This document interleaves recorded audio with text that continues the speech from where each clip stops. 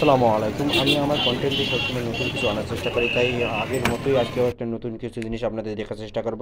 আমি রাজশাহীতে যাচ্ছি, বাগার থানায় আড়ানি অঞ্চলে। সেখানকার কৃষক বা সেখানকার জীবনযাত্রা কেমন, সেখানকার মানুষের কাজের পদ্ধতি কেমন, সেসব বিষয় নিয়ে আমি একটা কন্টেন্ট তৈরি করতে যাচ্ছি। তো আপনাদের সামনে এই কন্টেন্টটা তুলে ধরবো। আমি যাওয়ার পথে সবসময় প্রথমে রংপুর জেলায় পৌর বাজারে ওখানে পিক আপে গাড়িতে উঠলাম।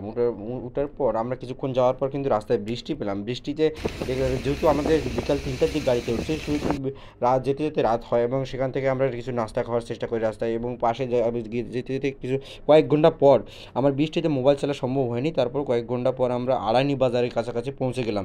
সেখানে একটা মিষ্টির দোকান ছিল। আর এর সাথে আরোটা বলি যে এখানে নাটোর যে শহর ছিল, নাটোরের শহরের ভিতর দিয়ে আসছি এবং সেখানে চলন বিল ছিল। আমরা আসলে রাতেতে যাওয়ার কারণে চলন বিলের ছবিগুলো আপনাদের দেখাইতে পারিনি। তো তারপরেও চেষ্টা করছি যতটুকু পারে। সেখানে আমরা রাতে নাস্তা টাস্তা সেরে খাওয়া দাওয়া শেষ করে সকালে আসলাম। এক আঙ্কেলের বাসায় গেছিলাম, উনি আমাদের চা খাওয়ালো এবং সকালবেলা চা খাওয়ার পর আমরা সেখান থেকে একটু দোকানে গেলাম, ওখানেও আবার চায়ের আড্ডা দিলাম। চা থেকে আবার সেখানে খাওয়া দাওয়ার পর সেখানে একটা বিশাল বাগান ছিল, সে বাগানে গেলাম। আমি সে বাগানে দিয়ে যাই দেখলাম একটা গাছ, বড় গাছ।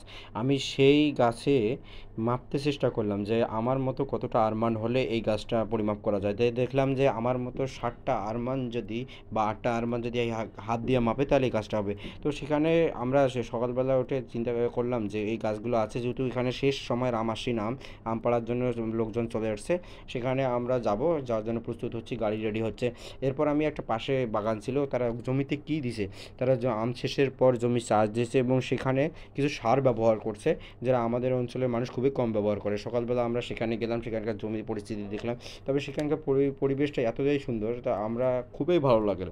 আমরা সকালবেলা ওঠার পর যে কাজগুলো করলাম তার চেয়ে বেশি ভালো লাগলো এই জায়গাটায় এসে।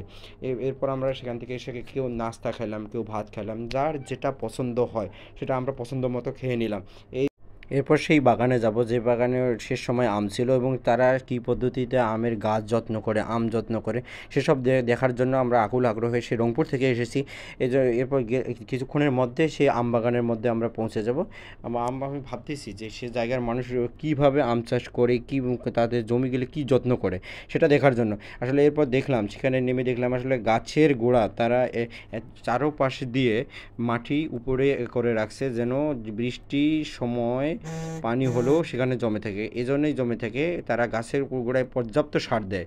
এই যে খোঁড়া দেখতেছেন, আমাদের এলাকায় কিন্তু এইসব কাজ কম হয়, তবে এদের যে গাছের যত্ন সেটা আসলে আমাদের থেকে আলাদা। এই আমগুলো কিন্তু আপনাদের দেখার একমাত্র কারণ হচ্ছে এই আমগুলো রংপুরে নিয়ে এসে 25, 30, 40 টাকা, 50 টাকায় বিক্রি করে তারা, মানে রাজশাহী থেকে নিয়ে এসে।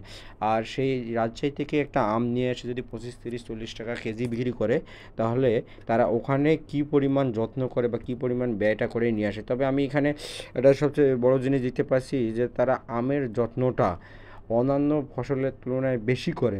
আপনি এখানে আমগুলো দেখেন, কোনো আমে কিন্তু নষ্ট বা পোকা খুবই কম। তারা, কারণ তারা নিয়মিত ওষুধ দেয়, পর্যাপ্ত সার দেয়, গাছের যদি পানির অভাব হয় পানি দেয়। আমি এখানে আরও একটা জিনিস আপনাদের গুরুত্ব সহকারে দেখাবো। তারা প্রত্যেকটা গাছ দেখেন, আপনি গাছের গোড়ালিগুলা একটু উঁচু করে প্রায় গাছের গোড়া থেকে 5 হাত দূরে বা 6 হাত দূরে এরকম বাঁধার পর একটা আইল সিস্টেম করে তারা চারপাশে সার দেয়। এই যে আমি এই জিনিসটা দেখাচ্ছি, আমি এই জিনিসটার জন্যেই ওখানে গেছি। তারা কত যত্ন করে দেখেন আপনারা। আমি এটার জন্য আপনাদের এই ভিডিওটা করেছি। আমি চাই যে আমার এলাকার বা আমার ভিডিও দেখে কোনো মানুষ গাছের কীভাবে যত্ন করতে হয়, বা যে কোনো ফসল হোক, ফসল আপনি যত্ন করলে ফল পাবেন ভাই।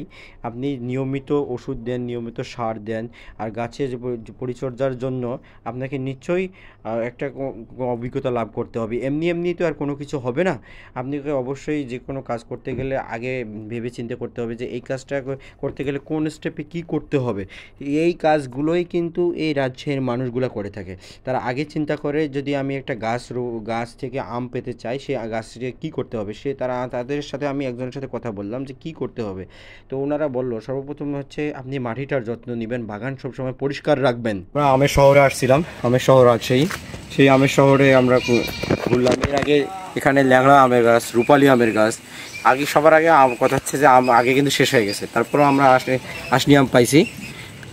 যাই দিতে এখন সেই আশনি আম আমরা নিলাম 2টা বাগান থেকে, তার যদিও আমাদের বাসায় আছে তারপরেও নিলাম। আর এইখানে গাছগুলো সবচেয়ে বড় বড় গাছ। আমরা আসলে যে জিনিসগুলো দেখতেছিলাম গাছ কত বড়, এখন আমরা বড় গাছগুলো দেখাইলাম আপনাদের, আরও অনেক কিছু দেখাইলাম।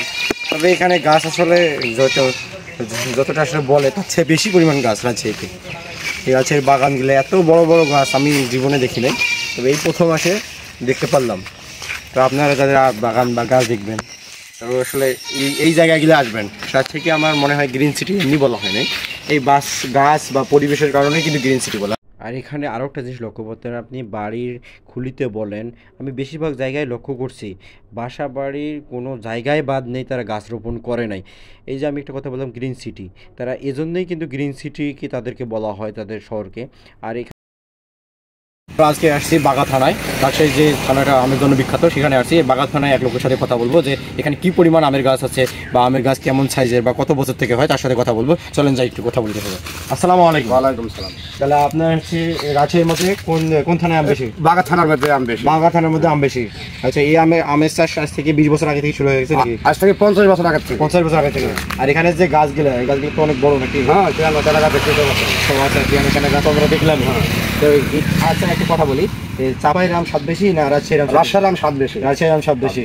ওই আমগুলো একটু বড় সাইজের হয়, আর এখানে একটু মিষ্টি হয়। আর এখানে কি কি আম পাওয়া যায়? এখানে যত প্রকারের আম আছে সব প্রকারের আম পাওয়া যায়। সব প্রকার হিমসাগর, ল্যাংড়া, তারপর হচ্ছে লখনৌ, এগুলো আম পাওয়া যায়। সব রকমের আম পাওয়া যায়। ও আচ্ছা, তাহলে আপনি আমের জন্য বিখ্যাত বলতেছেন রাজশাহী বাগা থানা।